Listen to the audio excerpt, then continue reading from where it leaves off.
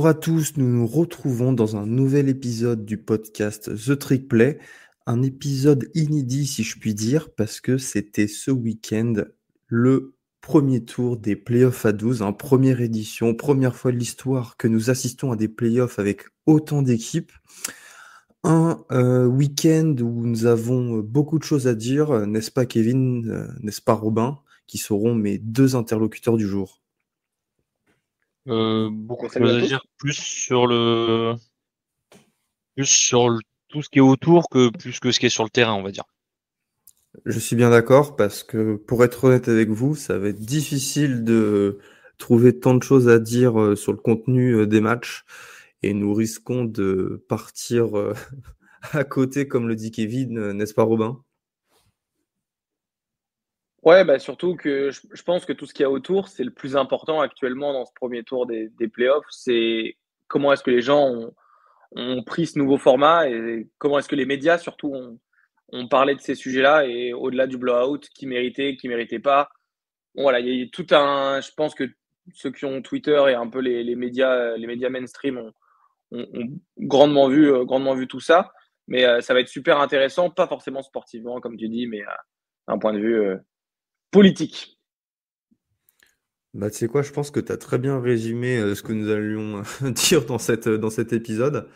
Alors, nous partons sans attendre sur le premier match qui avait eu lieu dans la nuit de vendredi à samedi entre les deux programmes du même état, Indiana et Notre-Dame. Et on coupe on coupe court au suspense. Notre-Dame a remporté le match 27-17. Alors le score laisse penser à un match serré avec seulement 10 points d'écart, mais il y avait 27-3 à 5 minutes de la fin.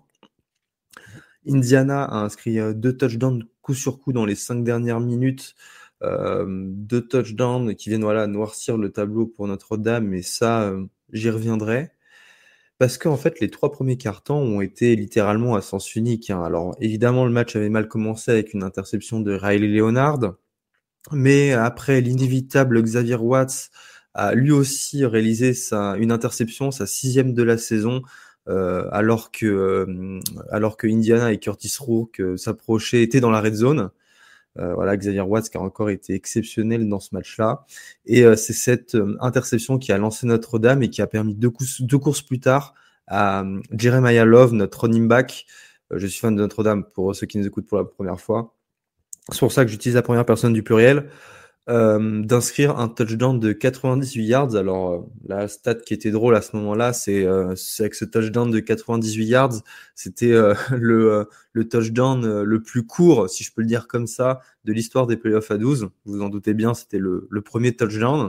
Mais d'ailleurs, il fallait remonter à Ezekiel Elliott en 2015 pour voir un touchdown aussi long dans un format de playoff qui était à 4 à l'époque, comme vous le savez.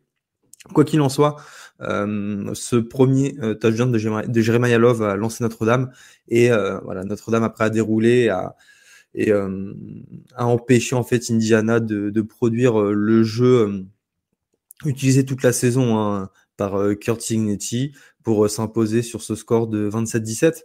Alors je vous propose de vite passer sur une analyse du match et là votre avis sera très intéressant plus que sur le contenu. La première chose à retenir de cette rencontre, on parlera tout à l'heure, par contre, en point positif de l'ambiance dans les stades.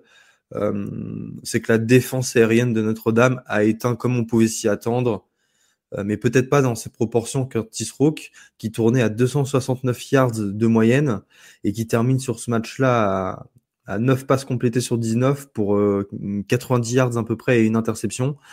Si l'on enlève les deux derniers drives. Alors vous allez me dire, c'est facile d'enlever les deux derniers drives, mais je pense qu'il est plus pertinent d'agir ainsi parce que dans les 5 dernières minutes, Notre-Dame a laissé filer et moi je suis pas content parce qu'évidemment ça noircit le tableau, mais c'était les remplaçants quand tout du long, dès la fin de la première mi-temps, tu mènes de 20 points et que tu surdomines, bah, je pense qu'il y a eu voilà, je vais pas dire un manque de motivation, mais Ça lui a permis d'inscrire ses 2 derniers touchdowns. Alors, notre coordinateur défensif, Al Golden, ancien head coach de Miami, pour ceux qui le connaissent et qui suivaient le college football il y a une dizaine d'années, a dit que voilà, la défense et notre attaque sur ce dernier quart-temps ne voulaient pas montrer trop de choses en prévision du quart de finale face à Georgia.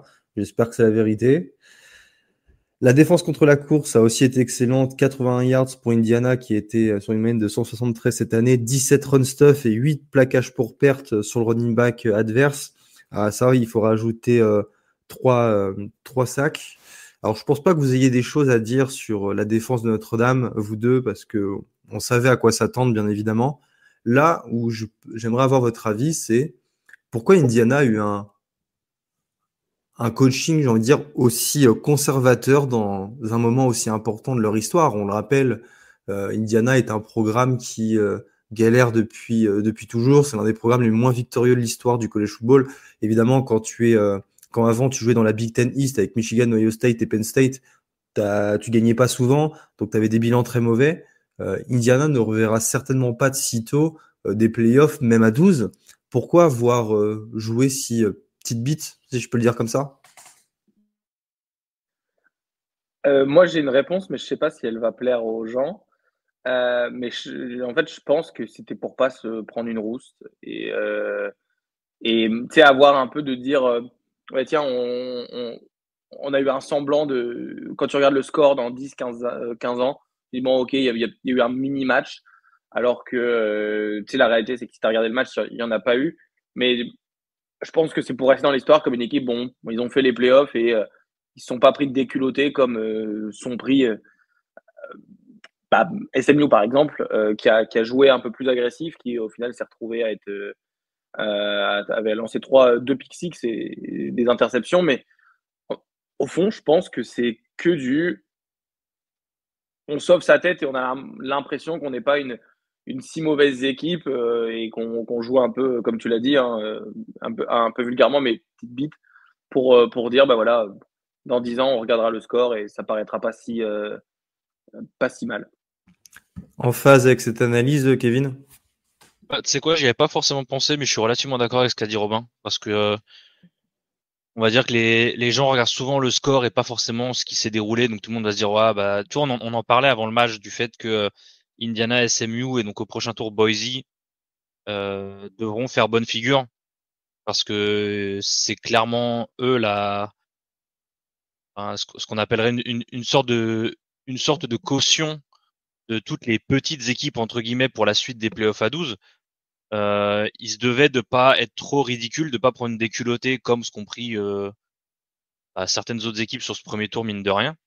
Donc j'étais j'étais pas forcément déçu parce que je pense que le match il est relativement semblable à ce qu'on a vu contre Ohio State, dans le sens où ils sont outmatch sur les lignes et en fait ça fait tout. C'est bête hein, mais souvent quand on fait les previews, quand on fait les récaps et qu'on dit ah le match il va jouer sur les lignes, en fait c'est pas anodin.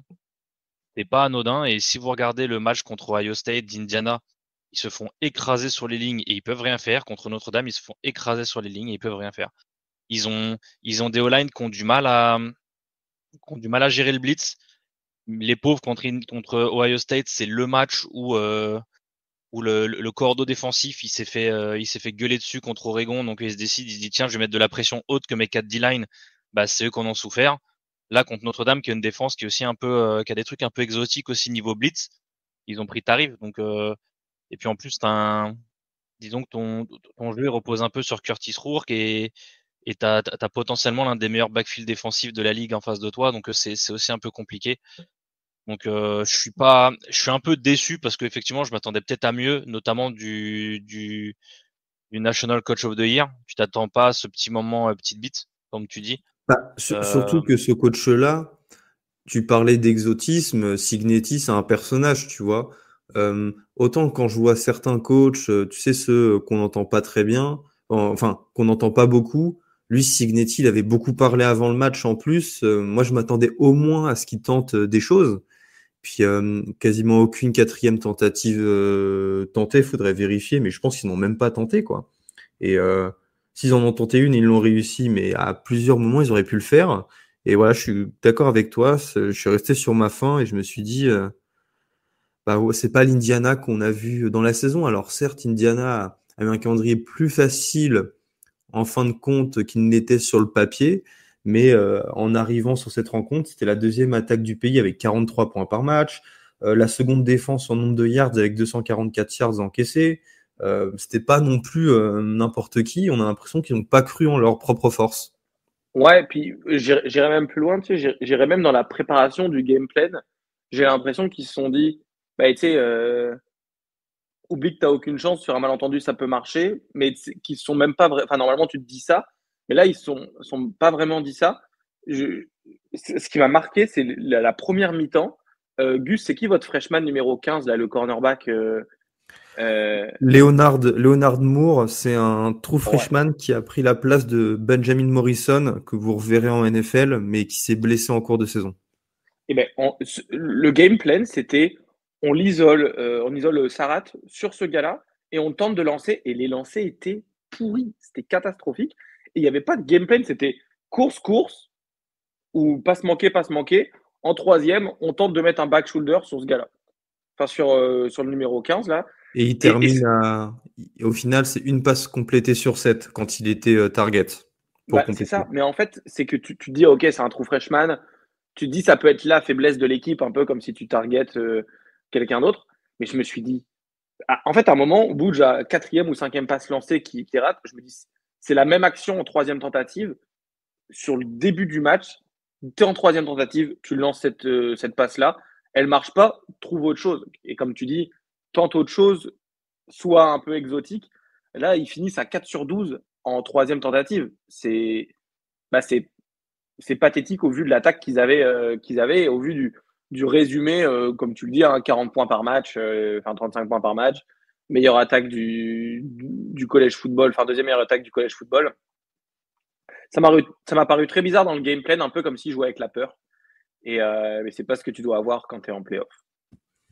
Ouais, Quoi qu'il en soit, vas-y, Kevin, je t'en prie. ouais, je pense que c'est souvent de ça qu'on parle aussi. C'est pas la peur de gagner, c'est l'envie de ne pas perdre en fait.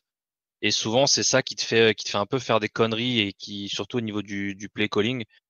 Après, je suis d'accord pour moi, au niveau du game plan, c'était valable parce que quand tu vois le dernier match, par exemple, si tu prends Colorado, Oklahoma State, toutes les stats de première mi-temps de Travis Hunter, par exemple, c'est sur le corner freshman qui était sur lui et clairement, dès qu'ils avaient le match-up, ils jouaient dessus. Donc, tu te dis, bon, là-dessus, c'est valable. Maintenant, Rourke, il a pas forcément été au niveau aussi. J'ai été relativement déçu. Euh, on en parlait, encore une fois, j'étais avec Gus avec Gus, pardon, avec Ryan et Guigui en vocal pendant le match. Et début du match, ils ont deux troisième tentatives, ils jouent deux RPO avec une slant. Et les deux, elles sont mal lancées, elles sont trop devant, elles sont pas catchées, t'es obligé de punter. Première RPO que Notre-Dame joue, c'est en close red zone. Et Riley Leonard, il fout la balle dans les mains de son gars, touchdown. Donc on a beau dire ce qu'on veut, par exemple, sur un Riley Leonard, je pense que tout le monde, si on parle de quarterback, avant les playoffs, je pense que tout le monde prenait Curtis Rourke devant Riley Leonard. La différence s'est fait sentir. Je pense qu'ils n'ont pas forcément eu la même pression non plus. Je parle de la pression physique, hein, mais j'étais quand même relativement déçu de la part de Rourke. Il y a pas mal de lancers assez faciles ou si dit facile, c'est qu'il doit compléter ou ou il doit ne serait-ce que donner une chance à son receveur. Et c'est souvent ce qu'on demande, c'est que si tu es censé lancer, si ce que tu lances, c'est même pas une 50-50 ball, en fait, ça sert à rien. Et juste un dernier truc, ce qui m'a surpris, c'est j'étais très très étonné de voir que Notre-Dame a joué presque 50% de passes. Et encore, je pense que sur les 11 courses de Léonard, je pense que c'est pas que du full design run, donc il y a moyen Non, que, pas du tout. Et d'ailleurs, je pense que c'est très ça veut dire qu'il y a intéressant pas mal parce de scramble. que, enfin, comme oui, plus de scramble que de design run et de RPO qui sont quand même, enfin, les deux forces, les deux façons de jouer pour aller Leonard. Et je pense que l'idée à partir d'un certain moment, voilà, c'était de camoufler le plus possible, c'était d'en donner le moins possible aux équipes de scouting de Georgia pour le match du 1er janvier. Après c'est ça, c'est que moi je t'avoue que je suis étonné, ça veut dire que techniquement, si jamais il y a du scramble de la part de Léonard, ça veut dire que On va zapper sur la partie RPO, ça peut être une course, une passe, bon bref, mais ça veut dire que techniquement, tu appelles presque plus de courses que de passes avec Léonard. Et je pense que si jamais vous avez joué beaucoup de RPO, et c'est ce que je pensais que SMU ferait contre Penn State par exemple, et ce que je pensais que Indiana ferait, eux qui avaient une bonne run defense, c'était celle sur la défense à la course. Et en gros, si tu veux jouer de la RPO, ben vas-y, nous on va défendre la course et on oblige Riley Leonard à nous battre avec son bras. Malheureusement, il finit à 23 sur 32, 200 yards, 1 TD. L'interception n'est pas hyper belle. C'est pas sa première passe du match d'ailleurs, si je ne dis pas de Si, bêtises. c'est sa première passe. Et première passe, deuxième jeu, je crois, parce qu'il commence sur une course. Mais après, c'est assez propre. Donc, c'est, j'en veux pas forcément au game plan défensif parce que je pense que j'aurais fait la même chose et je pense que beaucoup de monde aurait fait la même chose. Après, il faut vivre avec ça aussi, hein. Tu te dis, euh, on va défendre la course. On va forcer le QB qui est pas forcément le meilleur passeur du lot à passer la balle. Le mec qui te découpe à la passe, ben tu vis avec ça, quoi. C'est le jeu ma pauvre Lucette, comme qui dirait. C'est dommage. Après, maintenant, est-ce que d'autres défenses seront capables de le faire mieux? Ça c'est à voir. Quoi qu'il en soit, Indiana réalise une très belle saison et je vous propose d'attendre une petite trentaine de minutes parce que nous allons défendre cette équipe-là à l'occasion de notre débat. En ce qui concerne Notre-Dame, le prochain match sera le Sugar Bowl à la Nouvelle-Orléans face à Georgia, qui aura lieu dans la nuit du 1er au 2 janvier à 2h45 du matin. J'en peux plus des matchs à 2h du matin. Et pourtant, moi, j'en connais pas beaucoup comparé à vous deux fans d'Oregon. Et non, nouvelle très difficile pour les Fighting Irish. Euh, Riley Mills, notre defensive line, un des meilleurs joueurs du pays à son poste, s'est blessé au genou face à Indiana et sera absent pour cette rencontre-là. Nous, voilà, chez qui il manquait trois titulaires. Enfin, cette année, 3 titulaires sur 4 sur la D-line se sont blessés pour toute la saison. Ça va être très très compliqué. Et ouais, ça a amené un petit peu de morosité dans les 48 heures, 72 heures de bonheur qui ont suivi la rencontre. Bon, Passons au après, vous prochain. allez affronter Georgia sans Carson Beck. C'est aussi Ouais, une mauvaise mais nouvelle. Hein. Robin, tu sais comme moi que c'est C'est Georgia. Georgia qui Ouais. ils peuvent jouer, ils peuvent jouer en mode championship level et l'autre match perd face à Georgia Tech. Tu vois, je suis moyennement rassuré, mais on aura le temps de Je fais... parler des prochains matchs. Ouais, mais Et puis je faisais une blague sur le fait que c'est Carson surtout c'est que Beck était mauvais. si tu te rappelles, hein, quand Beck se blesse et sort, c'est quoi? C'est comment il s'appelle le mec? C'est pas Stoker ou Stockton et d'ailleurs Stockton? qui était pas en protocole Justement, c'est collectif. Ils étaient menés contre Texas quand Stockton rentre et ils gagnent le match. Donc ça veut ouais, mais dire justement, ils sont c'était quand une même blague en capables de fait. faire autre Je chose. disais que c'était Oui, une non mais mauvaise nouvelle. je me C'était doute. une mauvaise nouvelle que Beck soit absent. Après, j'avoue Enfin, que bref. je reste quand même persuadé que Notre-Dame a plus de chances sans Carson Beck. Parce qu'on a beau dire ce qu'on veut sur Carson Beck, je pense qu'il est quand même plus établi en tant que QB, il a plus d'expérience. Et avec une défense comme celle de Notre-Dame, je pense que tu feras plus chier et tu feras plus bégayer un QB comme Stockton qu'un mec comme Carson Beck. Que Dieu t'entende, Kevin. Passons au prochain match. Et là, le dieu de Southern Methodist University, SMU, n'a pas entendu Kevin Jennings, puisque les Mustangs ont perdu sur le score de 38-10 face à Penn State. Une véritable branlée. Il y avait 28-0 à la mi-temps. Comment expliquer ce match 2 pick-six pour passer à 14-0, je sais même pas quoi dire.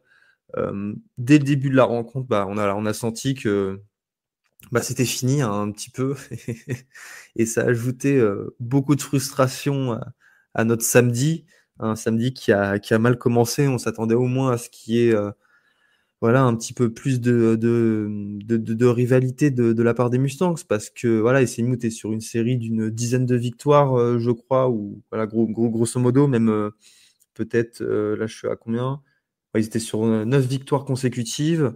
Bon, certes, ils venaient de perdre en finale de conférence face à Clemson, mais voilà, on s'attendait à mieux, surtout que Penn State, malgré cette finale de conférence face à Oregon, ils ont très bien joué, n'a pas été exceptionnel cette année. Euh, Qu'avez-vous pensé de cette rencontre ou quelle analyse en faites-vous? Bah, honnêtement, moi j'ai commenté le match. Je pense que ça s'est ressenti dans mon commentaire et je suis désolé d'ailleurs pour ceux qui étaient là et c'était pas forcément un parti pris pour SMU ou quoi que ce soit, mais le match était plié en un quart-temps et demi et les 2 premiers drives, tu prends 2 pick six et ce qui m'énerve, c'est que comme je disais sur le live, c'est que la défense d'SMU fait un bon début de match. La défense d'SMU fait un bon début de match. Euh, Rouallard, il est pas bien dans ses pompes, il a du mal, il est poussif. La première, troisième tentative qui gâte, elle est dégueulasse. Et d'ailleurs, pardon, je dis des bêtises, c'est pas sur leurs 2 premiers drives qu'ils prennent les pick six, mais ils échouent d'abord en quatrième tentative sur un jeu où en fait il roll Kevin Jennings, il peut aller la prendre à la course, il a qu'un seul yard à faire. Il le vend hyper bien, il a un tight end qui part dans la end zone, il est tout seul et il lui lance une merde, mais à l'image des deux interceptions sur le pick six d'ailleurs. Mais c'est Kevin Jennings, il a fait un match absolument dégueulasse à la fin de chaque drive, quelle que soit la manière dont finisse le drive, on se demandait quand est-ce qu'il va sortir. Est-ce qu'ils vont vraiment le sortir? On savait que le QB, un des QB backup avait déjà annoncé son transfert à Northwestern. Donc certes, il était encore dans le roster, mais est-ce qu'ils avaient vraiment envie de le faire jouer? Je sais pas, mais c'était très très décevant de la part de Kevin Jennings parce que je pense que le reste de l'équipe a pas été si mauvais que ça, mais alors je vais pas tout remettre sur Jennings non plus, mais en fait tu mets ton équipe tellement dans des mauvaises conditions parce que les pick six, il y a même pas, tu peux même pas dire l'interception de Kyle Pitts par exemple sur le Falcons Giants ou non, les 2 pick six, ils sont absolument pour lui. Voilà, c'est de la même chose que l'interception de Lagway en end zone contre Tulane pour Florida. C'est un truc aussi dégueulasse. C'est un truc où tu te dis, mais qu'est-ce que tu fais? C'est même pas une question de t'as pas vu le backer, c'est t'as l'impression qu'il veut lancer la balle, mais je sais pas. Et après, il fait quoi? La troisième interception, c'est pour la premier drive, enfin donc c'est le quatrième drive où ils arrivent en goal line. Pareil, le nombre de balles qui se tirent dans le pied, ils sont 2 fois en goal to go dans les 5 yards. 2 fois le premier jeu, c'est un false start. Ou premier ou deuxième down. Donc en fait, tu peux rien faire à partir de là. Et pareil, la troisième interception qu'il prend, c'est une RPO, sauf qu'il y a un free rusher sur lui. Donc quand tu dois lire et un joueur du second rideau et que tu as un edge player qui t'arrive dans la gueule et qui est pas touché, bah c'est compliqué. À noter d'ailleurs que Deluca et Roras, les deux linebackers de Penn State et Abdul Carter font des matchs absolument énormissimes. Carter, il a totalement éclaté Savion Bird, le left tackle de SMU, qui a été, ouais, pareil, à partir de fin du premier quart-temps, c'était une boucherie. Il faisait ce qu'il voulait avec lui sur chaque jeu. Si les arbitres avaient été un minimum, s'ils avaient vraiment envie de faire chier, je pense qu'ils mettent un holding à chaque jeu sur Savion Bird. Donc, c'est dommage. C'est dommage pour SMU parce que je pense que s'ils commencent mieux le match, et je reste sur mon analyse de pré-game, je reste persuadé que si jamais tu mets Penn State derrière et que tu les obliges à courir après le score, c'est pas du tout la même équipe. Comme Ohio State d'ailleurs, on y reviendra un peu après. Mais c'est dommage. C'est dommage parce que je pense que vu le début de match de Penn State, il y avait de quoi faire quelque chose, mais ils ont craqué au mauvais moment. Robin, quelque chose à ajouter sur la rencontre? Alors, je sais pas Mais si vous voulez. un peu Vas-y. comme Kevin l'a dit, je trouve que tu sais, tu lances 2 pick six, tu peux pas gagner le match. C'est impossible. Et au-delà de ça, moi, SMU, ils drivaient bien, ça marchait, ça avançait. Comme Kevin l'a dit, la défense, elle faisait un taf de malade mental. C'est que toi, tu t'es tiré tout le chargeur dans le pied. Mais sur les 2 pick six, moi, je mets ma pièce sur SMU et je le dis encore, même malgré le score. SMU, ils auraient pu gagner sans faire des erreurs à la con parce que ton QB qui a été super bon toute l'année, il se retrouve du jour au lendemain à être mauvais. Est-ce que peut-être que le froid a beaucoup joué parce que, mine de rien, bah, il y a eu des matchs dans des environnements qui étaient très froids.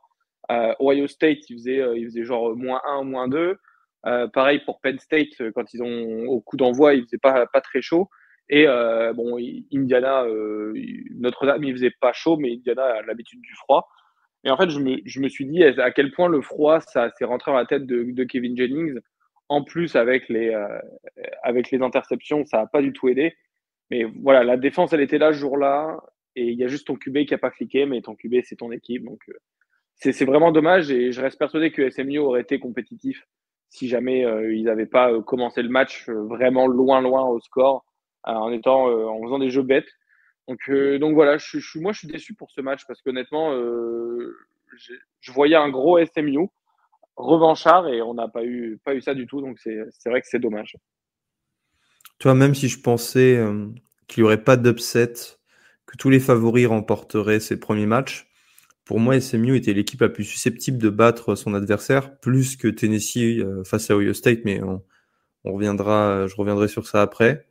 Ouais, vraiment déception pour SMU d'abord, et ensuite pour le college football qui n'a pas donné comme une superbe image lors de ce premier week-end, à l'exception des fans dans les tribunes qui ont été au rendez-vous. Ah bah tiens, des fans qui ont été au rendez-vous, c'est ce Tennessee, les gars. Ils étaient combien dans le stade à Ohio State, au Horseshoe? Ils étaient 30 000. Il y avait 30 Ouais, 000 entre fans 30 de et Tennessee. 40 000. 30 C'est et énorme. 40 000, ouais. Alors ça, on le sait tous, les fans de Tennessee sont dingues, mais de là à ce qu'ils arrivent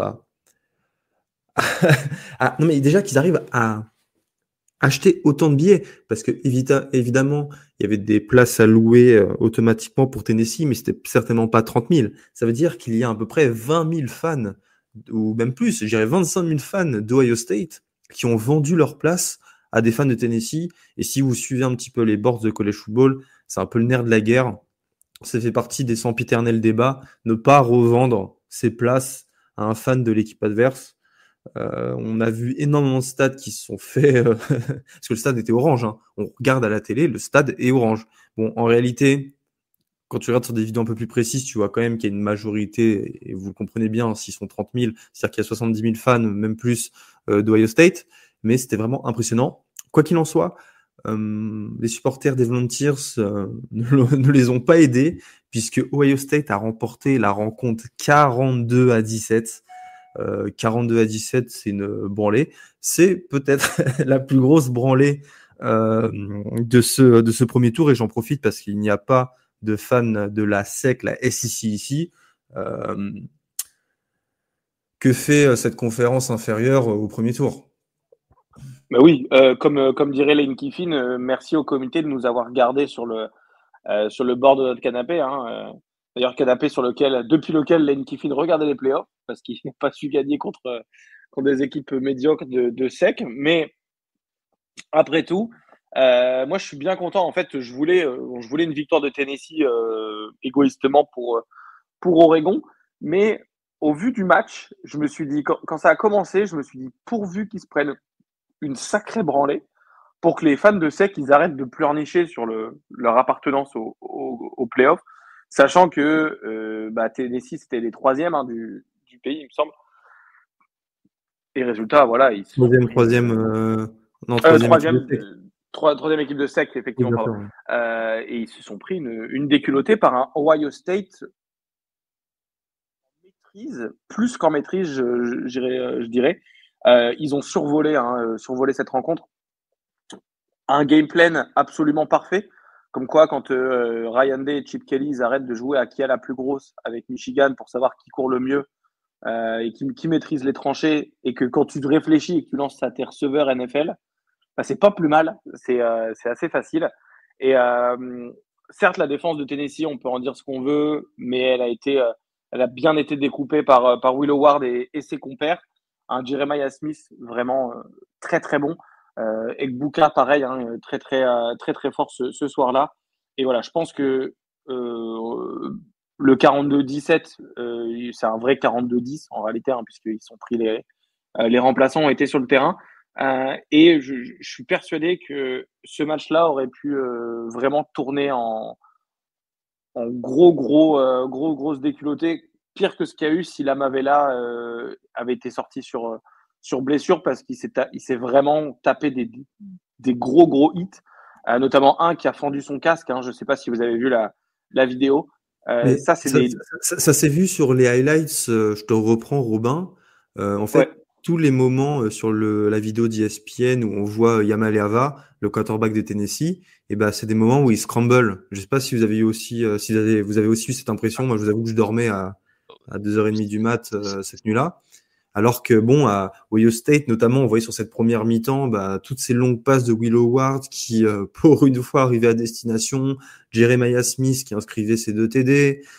Quinshon Jenkins qui était ce quarterback là dans les derniers moments, les derniers yards. Yamal et Ava, on voyait que les vidéos, les moments où il essayait de sortir de sa poche. Pas de lancer, rien d'autre. Il est très bon pour Scramble, hein, Yamal et Ava, mais on voyait que ça.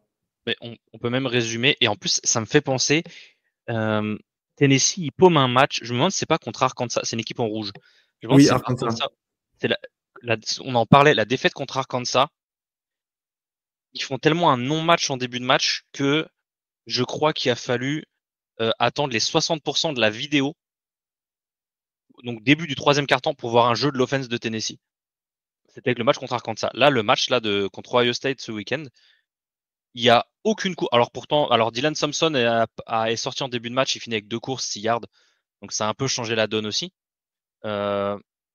Derrière, ils ont quand même un running qui finit à 7,7 yards de moyenne en 10 courses, si j'ai pas de bêtises. Mais les Ouais, seuls mais c'est parce que dedans, il y a une course, qui va pour genre 40 yards, un truc comme ça. Non, 26 yards. Ok. Ok, bah j'ai cru que. Mais tu vois, Enfin, par exemple, Peyton Lewis, ouais, il a pas été mauvais, mais mais tu vois, globalement, c'était Yamavea qui portait sur les épaules fort. justement, c'est ça, c'est que tu vois aucun run de Tennessee. Les seules courses de Tennessee que tu vois, c'est du scramble ou du QB ou du design run de Yamaleava. C'est à aucun moment je sais pas, le game plan offensif, pareil. Alors après, je reste persuadé aussi que quand on parle de fraude et de scammer, je reste persuadé que la SEC, si jamais tu commences avec un bilan neutre, qu'il n'y a pas de brand ni rien, la SEC c'est clairement pas la même chose parce ils s'auto-fellationnent tous avec leur niveau supposé et au final ils sont tous dans le top 25. Tennessee avant Ohio State, la narrative c'était quoi? C'était Tennessee avec leur spread, ils sont hyper écartés, il y a personne qui est prêt pour ça, ils ont rien fait du tout. D'accord? On va être honnête, ils ont rien fait.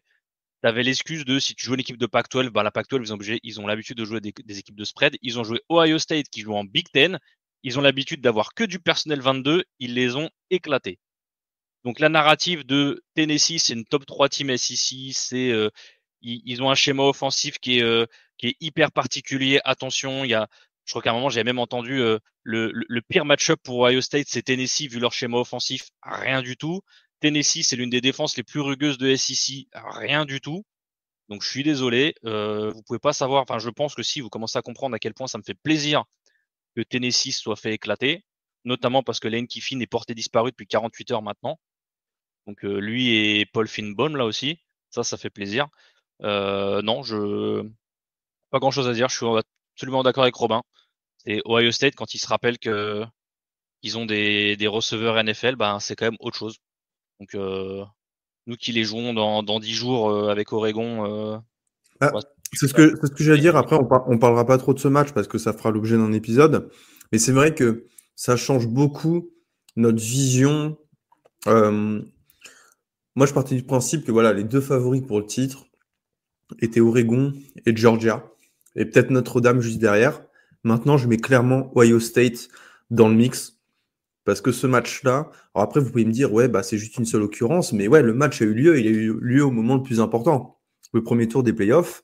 Et maintenant, je crois vraiment en Ohio State. Alors, évidemment, il faudra pas perdre pour la 3e fois d'affilée face à Oregon à l'occasion du Rose Bowl à Pasadena. Ça va être un putain de match, ça d'ailleurs. On espère un beau temps du côté de la Californie. Mais ça change vraiment ma vision d'Ohio State en ce qui me concerne. Et d'ailleurs, ça a confirmé ce que je pensais de Tennessee. Tennessee était une équipe très surcotée. Alors, ils ont eu des belles victoires cette saison, mais beaucoup de victoires ric-rac face à un Florida qui n'était pas encore sur son rythme de croisière. La défaite face à Arkansas, la victoire face à Alabama était un trompe-l'œil. Ils sont quand même un peu bouffés par Georgia. Mais Je de toute façon, m'attendais pas à ce qu'ils en prennent autant, mais au final, c'est juste qu'ils aient perdu. je suis désolé, mais Kirk Upstreet a dit au micro d'ESPN, je comprends pas pourquoi on compte les victoires. Donc, tu me dis que Tennessee a des belles victoires, en fait, on en a rien à foutre. C'est comme Indiana. Dans 11 victoires, on s'en fout. Bah voilà, je pars du même principe. T'as des victoires, c'est bien, mais bon, voilà. Vu que maintenant, on en parlait après la défaite, par exemple, de Notre-Dame contre Northern Illinois, où tu disais maintenant la plupart des analystes, ils se fient aux victoires et non plus aux défaites. C'était la narrative à la mi-saison du pourquoi Notre-Dame était encore là malgré la défaite malgré la pire défaite, je pense, de toute la saison. Parce que voilà, c'est après on sait comment les narratifs changent en fonction de qui a besoin de quoi et de tel marché, de tel truc. Je suis un peu dégoûté de voir que dès la saison 1, la saison 1, j'ai l'impression de parler d'une série. Mais c'est tellement romantisé des fois que on se confond. Hein. Euh, dès la première année de ces playoffs, je suis un peu dégoûté. Autant dans, dans, dans tout ce genre de débat avec ces retournements de veste quand tu écoutes certains discours, notamment de Herb Street, on prend souvent ESPN parce que c'est eux un peu la référence dans ce domaine. Et quand tu prends certains discours des playoffs des années précédentes et ce qu'ils sont capables de dire là, ou même dans la même année, ce qu'ils sont capables de dire de discours avec deux équipes différentes, c'est assez. J'irais même jusqu'à dire que c'est impressionnant.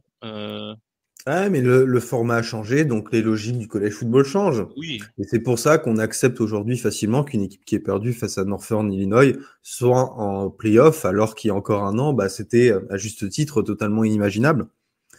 Ça fait partie du truc maintenant. Les défaites ne sont plus très importantes, voire pas du tout, en condition qu'ils perdent pas à 3 ou 4 fois. c'est ça, à votre charge, vous avez perdu en deuxième semaine ou troisième semaine, il me Oui, mais semble. on a quand même perdu. Après, non, mais je sais, mais c'est plus facile de perdre en début d'année et de revenir. Notamment Oregon, on l'avait fait avec Stanford quand ils sont volés par les arbitres à Stanford une fois, puis en début de saison, et qu'à la fin de la saison, ils se retrouvent quand même dans les top 3 avant de jouer Utah. Voilà, c'est parce qu'en fait, si tu perds en début de saison et que tu finis sur 11 victoires, bah, les gars, ils se disent, enfin, les votants, ils se disent, ah ouais, ok, c'est un, c'est un mauvais passage à tel moment. Puis en fait, on regarde sur les dernières semaines ce qu'on a en tête. Et ce qu'on a en tête, c'est du beau football. Et ce que vous avez joué contre USC, contre Texas A&M, etc., ça, c'est du très, très beau football. Et évidemment qu'ils vont vouloir vous mettre en playoff. Même dans les playoffs à 4, vous auriez été là dedans quand même. Tu vois. Non, pas avec une défaite face Non, à... non, en playoff à 4, je suis pas sûr.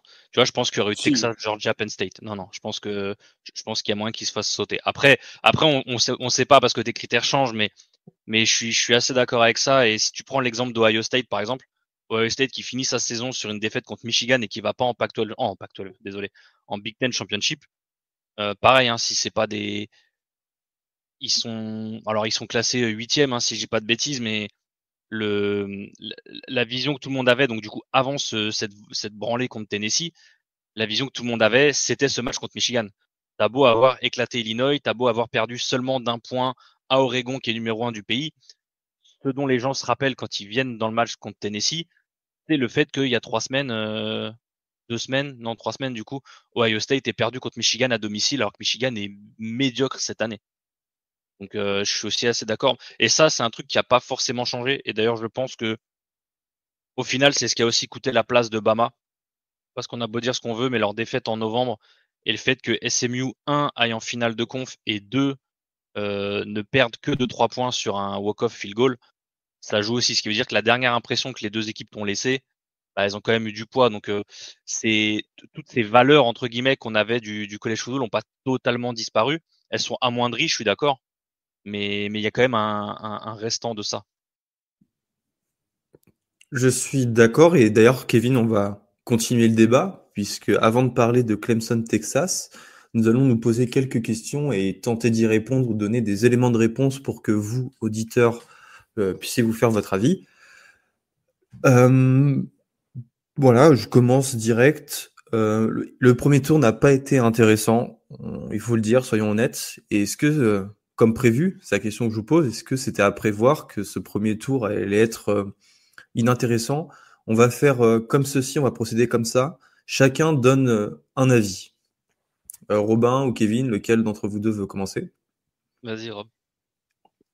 Bring back BCS.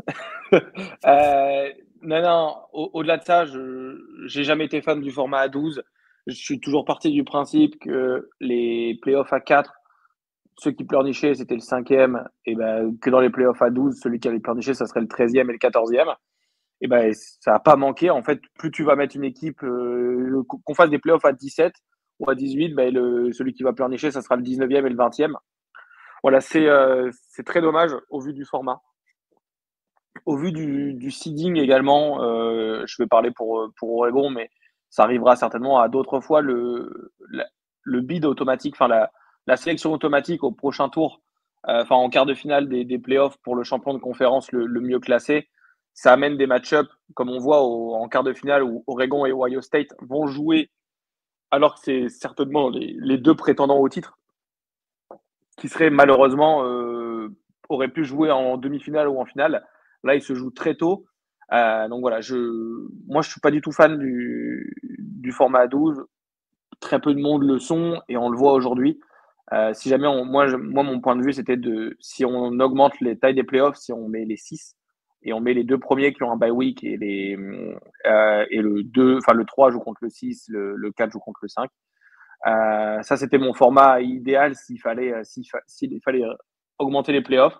Mais là, je pense qu'il faut vraiment tirer les conséquences et tirer les leçons de cette première semaine de playoffs. Et Oui, je mais pense tu sais comme moi, Robin, que on tirera pas les leçons à la baisse. Évidemment, on se dira pas, ah tiens, il faut retirer des équipes. On dira, il y a des équipes qui se sentent lésées, on va donc encore augmenter les playoffs. Parce que le college football est une énorme fuite en avant. Il faut se le dire. Déjà, c'est pas géré. T'as pas une personne qui prend la tête, un organisme. Et là, ce qui va se passer, bah, c'est que ça va augmenter.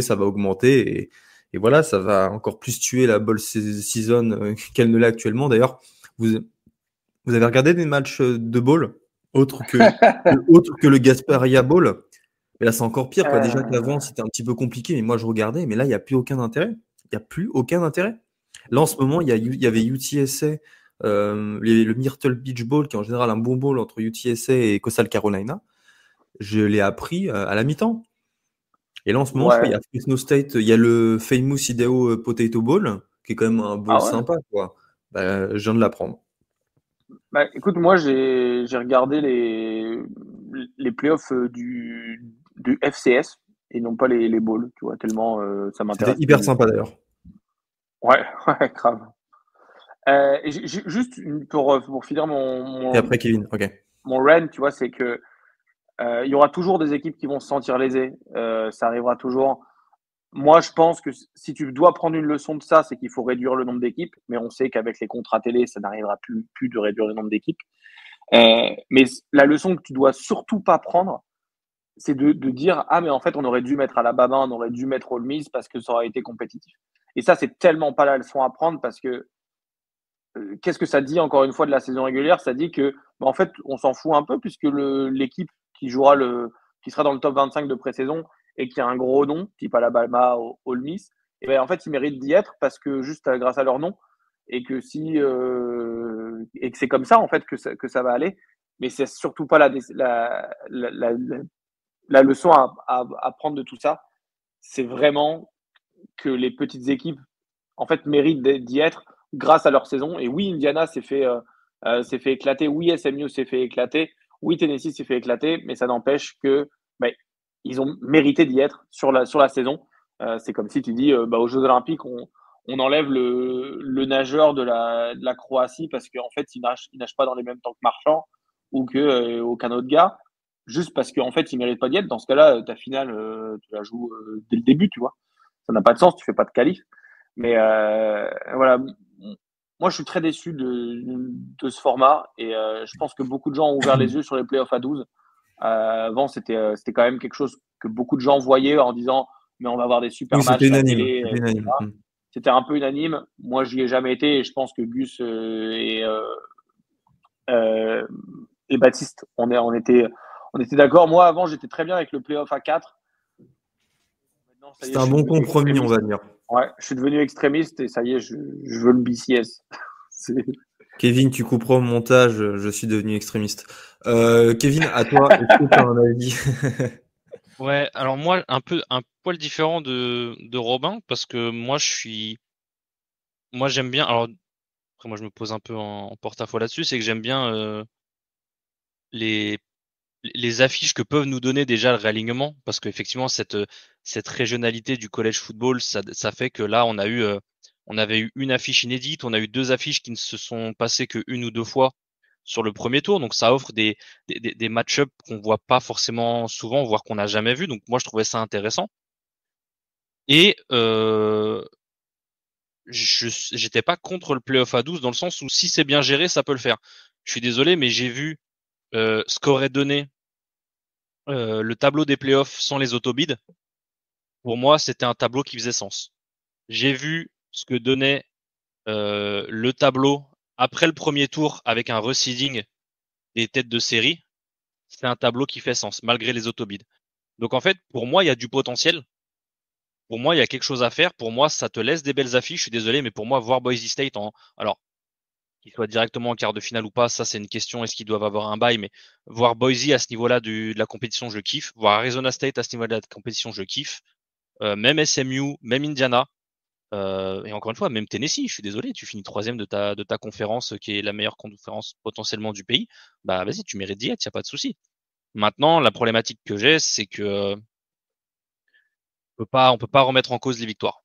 On peut pas écouter la plupart des gens qui voient ça avec un prisme NFL ou avec un prisme. En fait, c'est le prisme entre les deux, mais pas college football. Ce qui veut dire qu'ils vont voir le prisme recrutement, le prisme NFL. Ils vont me dire, alors cette équipe, c'est celle qui a le meilleur potentiel en sortie de high school, et celle-là, c'est celle qui a le plus de talent NFL. Donc en fait, ces deux-là méritent d'être en playoff. Ils ont perdu 4 matchs, donc ils ont perdu un tiers de leur match. C'est pas grave parce qu'en fait, c'est la meilleure équipe parce qu'ils ont le plus gros talent high school, ils ont le meilleur potentiel NFL. Non, on s'en fout.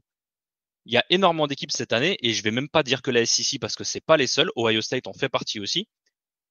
La plupart des previews que j'écoutais, et j'en écoutais beaucoup, à chaque fois c'est s'ils jouent à leur meilleur niveau. Je vous jure que 80% des équipes du top 25, l'argument principal pour là où ils sont, c'est s'ils jouent à leur meilleur niveau. Malheureusement, il y a des équipes, un match sur trois, ils jouent pas à leur meilleur niveau de l'année. Donc je suis désolé, si t'es sur le papier, t'as un bête de niveau, mais que un match sur trois ou un match sur quatre dans l'année, t'es même pas foutu de jouer à un niveau médiocre pour battre des équipes médiocres, parce que je suis désolé, il y a des équipes cette année qui ont des défaites immondes, et Notre-Dame, Kentucky.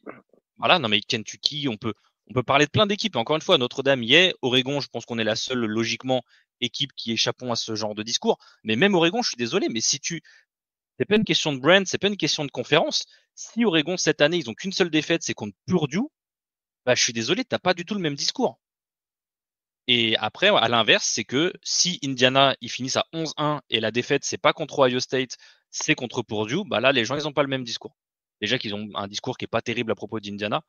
Mais donc, C'est pour ça, moi, parce que nous sommes des fans de college football qui donnons la valeur au principe du win or go home. ben oui, mais donc du coup, à partir du moment où pour essayer de te contorsionner dans une position, dans un argumentaire, tu arrives à sortir les wins ne comptent pas, je pense qu'on a passé un cap. En fait, je pense qu'il faut tout arrêter, il faut tout Ah mais déconstruire, il faut tu sais tout pourquoi il y reconstruire a parce cette on en peut plus. C'est impossible pour moi d'avoir un argumentaire en sport où tu peux dire cette phrase, les victoires ne comptent pas. Pour mais moi, tu sais c'est pourquoi il y lunaire. a cette contorsion? Parce qu'il y a un écart entre la réalité, ce qu'est le college football, et son format. Alors qu'avant, bah justement, ce format et cette réalité bah, collaient en fait et étaient une. Et là, ce n'est plus le cas. Il y a une réalité. Le college football, c'est un sport élitiste. Euh, pour gagner le titre suprême, il faut pas perdre. Et aujourd'hui, on essaye de créer un modèle où on dit, vous pouvez perdre, on assure des places aux meilleurs, on est moins exigeant avec eux, et on leur permet, au moyen de plus de matchs, avec toute cette logique des droits télé, bah, d'encore prouver, malgré les défaites, qui devraient être rédhibitoires, bah, qu'ils peuvent gagner. Et moi, ça me pose problème. Et, Si tu et- me... Vas-y, je te laisse terminer, après on passe à mon ouais, avis et on passe à une autre question. je termine juste là-dessus. Il y a ce qu'il va falloir prendre en compte aussi, c'est que pendant les matchs de playoff, notamment le premier tour, il y a les matchs de NFL de fin de saison. Là, on a vu qu'il y avait une juxtaposition des calendriers samedi soir, la NFL a fait des meilleurs scores que des scores d'audience. Hein. La NFL a fait des meilleurs scores d'audience que le college football avec des matchs de saison régulière, hein, soit dit en passant. Donc encore une fois, on peut dire ce qu'on veut sur la NFL, la baisse d'audience, ça fait quand même plus de 7 millions alors qu'il y a du college football en même temps. Maintenant, ce qu'il faut se dire, c'est que on est sur 4 match-ups de premier tour. Les 4 étaient prédits par Vegas à plus d'un TD. Donc il y avait 4 favoris clairs, qui sont les 4 équipes qui ont gagné d'ailleurs. Il n'y a pas eu de surprise, avec 3 blowouts.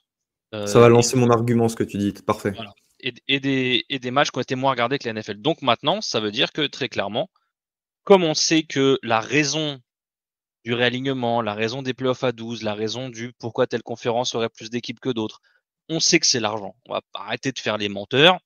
On va arrêter de penser que le sport est la raison. Non, c'est l'argent. Donc si jamais ils voient que oh putain on a voulu mettre SMU, ah bah merde on a fait moins que la NFL.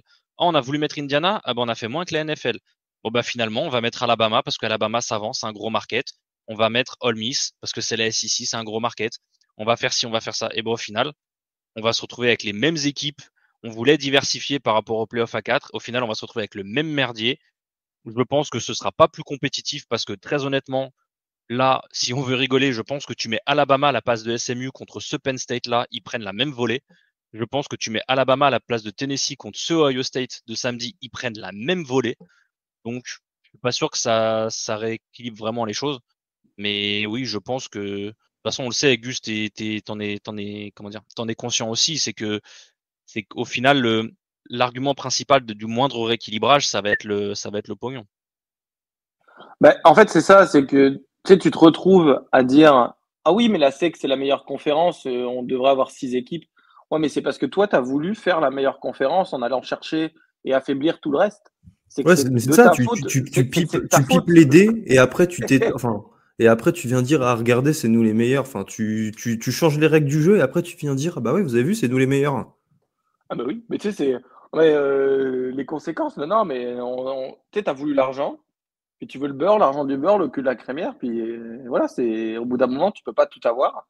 Et il faut être logique, enfin, faut être réaliste sur le fait de se dire, oui, il y en a qui vont être laissés pour compte. Et Alabama, oui, ça aurait fait plus vendre. Et comme Kevin le dit, ils se seraient fait démonter. Parce que Alabama, cette année, ils étaient mauvais.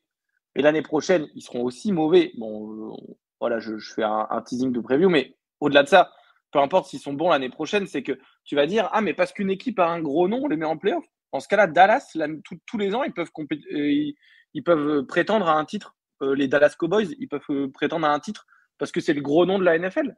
Et dans quel monde on vit, tu sais, à quel moment les Packers, ils mériteraient pas d'y avoir parce que bon, les Packers, c'est un petit marché.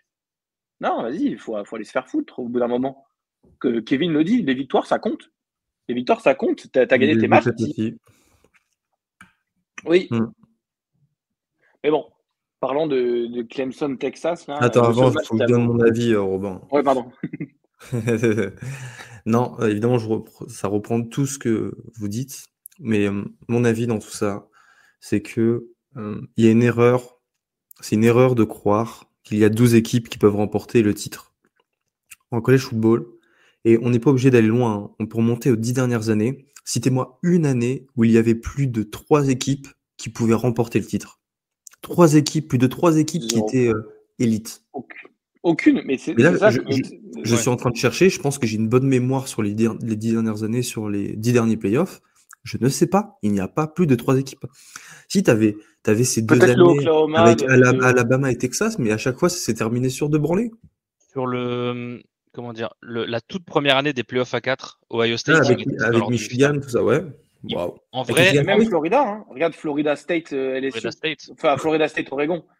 Et oui. Florida, ils se sont fait dog walk, vraiment, ils se sont fait éclater. Donc, ce que je veux dire, c'est que c'est une erreur de penser que les équipes entre la 12, 11, 10, 9, 8, 7, 6, voire 5 peuvent remporter le titre. C'est rajouter des matchs. Et ça, de ce côté-là, c'est très bien parce qu'on peut avoir des matchs sympas au premier tour, des belles ambiances comme c'était le cas ce week-end. Rajouter une semaine de football, ça je veux bien l'entendre, même si on sait que c'est juste pour le fric. Mais ces équipes ne gagneront jamais le college football, elles ne remporteront pas 4 matchs d'affilée pour aller après battre en demi-finale une équipe qui est élite. Donc ça, déjà, c'est un problème. C'est de refuser de comprendre que le college football est un sport élitiste et que chaque année, et c'est pour ça d'ailleurs que ça marche comme ça. C'est pour ça que au final, dans l'histoire, bon, il y a eu des titres disputés entre des équipes qui estimaient avoir gagné et d'autres non. Et il n'y a pas toujours eu des vainqueurs unanimes. En 97, Michigan partage son titre national avec Nebraska. Oui, avec Nebraska, je dis pas de bêtises. Je crois qu'il partage avec Nebraska. Je revérifierai, mais je crois que c'est ça. Mais en college football, voilà, il y a une ou deux équipes qui méritent de gagner le titre chaque année. Et rajouter ces matchs-là, ça va à l'encontre de la vision, du moins, que moi je me fais du college football. Est-ce que juste avant de parler de ça, je lance une question qui peut être répondue par oui ou par non. Est-ce que le fait que, par exemple, la March Madness, ça marche super bien et que tu te dis, mais c'est trop cool, moi, je vais supporter l'équipe 32 ou 64, je ne sais même pas combien d'équipes. Oui, en fait, voilà, tu veux qu'on supporte une Cinderella, quoi. C'est ce que tu nous dis. Ouais, c'est ça. Voilà. En gros, tu sais, Du je football. me dis, les médias, non, mais tu sais, les médias, ils se disent, la March Madness, ça marche trop bien, tout le monde en parle, ça fait des brackets dans tous les sens, ceci, cela. En fait, il y a des gens qui regardent même pas le basket, qui regardent que la March Madness. Moi, je regarde pas le basket universitaire, mais la March Madness, je suis dedans et je suis là en mode, ouais, Loyola Chicago, c'est mon équipe, c'est méga, tu vois. Moi, l'équipe à 5 shooters blancs là, qui vont table à la fin, c'est trop mon équipe. Mais au fond, est-ce que tu vois, le CFB veut pas faire ça en se disant, mais en fait, on va aller mettre la Cinderella Story avec, ça va être SMU, ça va être Boise State. Regarde la réponse, regarde comment les gens traitent Indiana et SMU là depuis quelques jours. Au fond, non, mais tu sais, à part la SEC, à part les fans de SEC, j'ai vu beaucoup de gens sur Twitter, en tout cas, mon algorithme, en mode genre, mais la SEC, il parle trop mal, il mérite d'être là. Et tu vois, ça m'a. En fait, je pense que l'idée des playoffs à 12, c'est à la fois pour l'argent, mais à la fois aussi pour se dire, on va faire un truc comme la March Madness. Sauf que le football, c'est pas le basket. C'est pas parce que tu as un gars qui prend feu une fois que ça va marcher. Mais voilà. Moi, je voulais faire le petit parallèle avec la March Madness parce que je pense que c'est un modèle qui essaie de réadapter. C'est la même logique de faire cette idée de ce tournoi. On a répondu à la question, les perdants méritaient-ils leur place? On a répondu oui. Une question, et après on passe sur Clemson, Texas, c'est est-ce que ce premier tour peut amener le college football à opérer des modifications futures dans le format?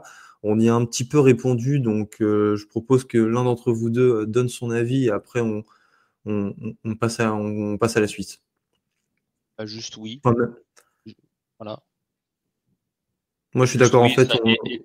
Robin en a carrément parlé, donc vas-y. Oui, ouais, c'est ça. C'est la prochaine négociation en 2026, quoi.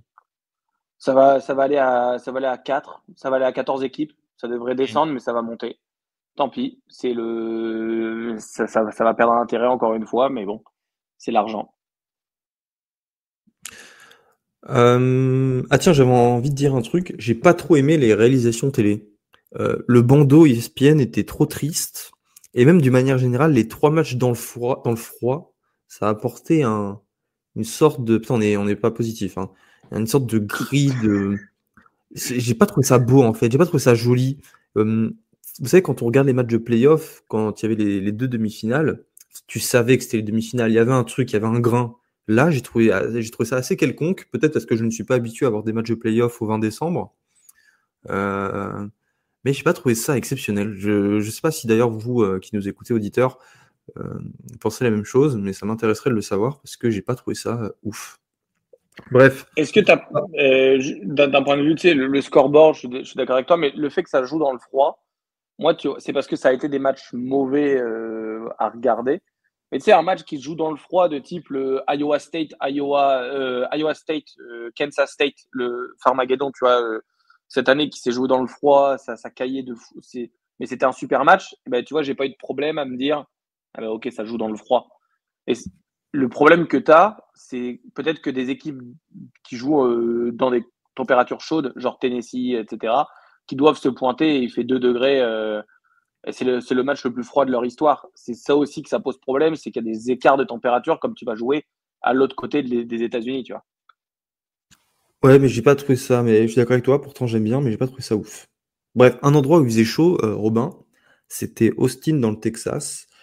Les Longhorns qui accueillaient Clemson, et c'est pour ça qu'on a décidé en fait de mettre cette rencontre à la toute fin, parce qu'on a eu un semblant quand même de match serré. À un moment, il y avait 7 points d'écart dans le quatrième quart-temps ou fin du troisième quart-temps.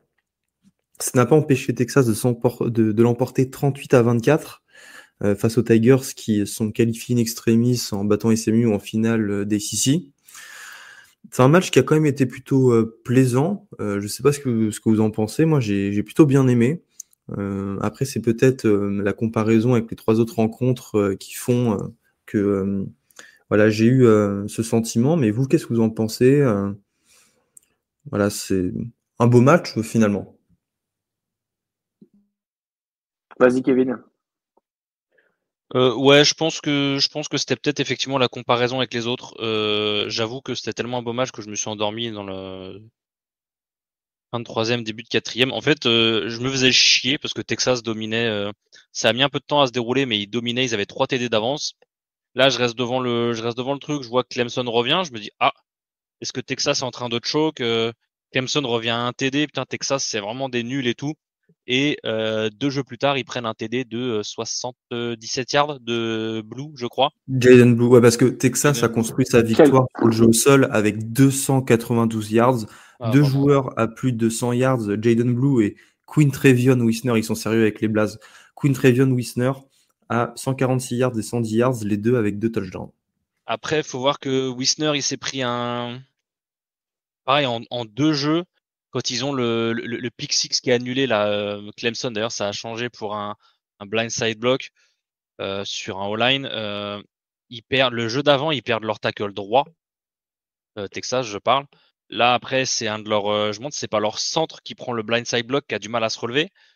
Sur le jeu où le tackle droit se blesse, ils ont le Wisner, en fait, il est pris par le pied par un des backers, et en fait, le backer, il lui fait un get or roll alors que lui est immobile. Donc, en fait, il fait un tour sur lui-même alors que lui ne bouge pas. Enfin, normalement, t'as la jambe qui pète quand tu fais ça, et tu vois que Wisner, il a du mal à se relever. Apparemment, pendant genre c'est pour ça que Blue est sur le terrain quand il met le TD, parce que du coup, Wisner, il a eu beaucoup moins de ballons après, parce qu'il était sur la sideline et qui boitait. Donc, à voir pour la suite, Texas, si je pense qu'ils sont un peu dans la même situation qu'Ohio State, notamment au niveau de la ligne, même s'ils ont quand même Kelvin Banks à gauche qui rassure. Mais non, non, ils auront Texas, on va dire qu'ils ont peut-être 1 ou 2 trous d'air. Ils ont eu un petit trou d'air en début de match, ils ont eu un trou d'air quand Clemson est revenu à 7 points, mais ça a vraiment pas duré longtemps à chaque fois. Donc pareil, je pense que c'était aussi un match potentiellement favorable. Maintenant, jusqu'à ce qu'ils soient en demi-finale, potentiellement ils auront un match-up favorable, parce que je pense pas que, même si j'adore Arizona State et que j'aimerais bien voir Arizona State performer ou quoi, je pense que, comme on disait pour Indiana Notre-Dame, je pense qu'ils sont trop dominants sur les lignes, et ils sont trop physiques, ils sont trop rapides pour Arizona State. Donc à voir si Dillingham il arrive à outcoach cette différence de niveau intrinsèque. Mais non, non, je pense que la différence de niveau s'est fait ressentir. Enfin, il y avait une petite question sur Texas aussi, mais après ils ont peut-être de la chance aussi d'avoir rencontré Clemson au premier tour, parce que je pense que contre Ohio State par exemple, ils se faisaient laver aussi, je pense. Comme on disait, oui, Texas a marché, ça a marché du feu de Dieu à la course. Clemson a quand même une attaque aérienne, voilà, qu'on retrouve après quand même quelques années compliquées. Bon, j'irai quand même pas parler d'années, je suis pas fou, Trevor Lawrence, Justin Ross, avec tous les receveurs de l'époque, DeAndre Hopkins, etc. Mais tu as quand même un petit trio là qui se dégage avec Cade Klubnik, TJ Moore, le receveur qui a été énorme et qui est true freshman, 116 yards d'un touchdown. Tu as Antonio Williams, tu as l'autre receveur aussi, Jarvis Green, qui ou alors non, Jarvis Green, il est running back ou il est receveur? Je crois qu'il est running back. Bref, une attaque très jeune, notamment sur le plan aérien. Ça laisse entrevoir de belles choses pour l'an prochain. Et j'ai vraiment hâte de voir ce que ça va donner Clemson. Je pense que c'est une équipe qui sera encore meilleure l'an prochain. Euh, Maintenant, peut-être trop de différence niveau intrinsèque face à Texas pour prétendre à quoi que ce soit. C'était pas facile d'aller jouer à Texas non plus. Il faut le rentrer en... Il faut le dire que aller jouer dans des matchs comme ça, dans des ambiances comme ça, un premier tour de playoff, c'est pas facile. Et remporter ces matchs-là, fais de toi celui qui a réalisé un upset. Donc c'est vraiment quelque chose à ne pas sous-estimer, d'aller gagner en cette ère-là. Je pense qu'on a un petit peu tout dit. Finalement, les matchs, il n'y avait pas tant de choses à dire que ça, d'intéressantes, j'entends bien. Moi, je vous propose qu'on termine l'épisode là-dessus, à moins que vous ayez une chose à dire. Je sais pas, un MVP, est-ce qu'il y a un joueur qui vous a sauté aux yeux particulièrement sur ces rencontres? Kevin, tu parlais d'Abdul Carter à Penn State. Ouais. Est-ce qu'il pourrait être ton MVP? Alors, pas forcément statistique, parce que je pense je donnerais le MVP défensif à leur paire de backers, comme j'ai dit, à Deluca et à Roras. Sinon, Jeremiah Smith. Ouais, qui a été encore exceptionnel. Vous me permettez de parler de Xavier Watts, qui a aussi été une Quel nouvelle joueur. fois, Il a vraiment été bon. Hein. pas que l'interception, mais la défense, Il est sur tous les plaquages. la course, Tous les plaquages, il est là. Hein. et vraiment impressionnant. Et lui, il rentre dans, je pense, mon top 5 de mes joueurs favoris all-time à Notre-Dame. Robin, t'as un MVP, toi, en particulier, ou un joueur dont t'as envie de prononcer le nom? Quentrevious Wisner, j'ai envie de le prononcer ce nom. Non, pour vrai, je pense que le jeu au sol de Texas, quand tu mets 290 yards sur Clemson, qui est quand même un power fort avec une équipe qui est censée être au top tous les ans, c'est une très très grosse démonstration que Texas a fait attention à la prochaine fois. Et non, sinon TJ Moore, encore une fois des receveurs freshman qui se montrent vraiment sur le devant de la scène. Et ça fait plaisir de voir ça. On voit Jeremiah Smith, on voit TJ Moore et comment il s'appelle Ryan Williams, des gros receveurs true freshman qui sont là pour les prochaines années. Ça fait plaisir d'avoir des noms comme ça à suivre sur le long terme. Je vous remercie d'avoir été là pour cet épisode. On se donne rendez-vous pour la preview. Je pense qu'on fera une preview des quarts de finale, c'est sûr. On vous doit bien ça, chers auditeurs. Merci Kevin d'avoir été là. Merci Robin d'avoir aussi été là. Ne transpirez pas trop jusqu'au 1er janvier. Parce que je sais que vos nuits seront courtes en pensant à Jeremiah Smith et à Trevion Anderson. Peut-être que vous vous inquiétez pour rien, je sais pas, je pense que vous restez la meilleure équipe. Mais je dis ça, mais moi aussi je transpire comme un malade. Georgia me fait peur, vous pouvez pas savoir. Ça, mais il y a que Penn State qui était tranquille. Oui, voilà. Ohio State est favori de 2,5 points et encore une fois, le ESPN Predictor les donne favoris à 53,6 points. Et Georgia pour Notre-Dame est favori de 1,5 points. Bref, merci à tous d'avoir été là et on se donne rendez-vous pour l'épisode preview des quarts de finale des college football. Merci à tous. Ciao, ciao.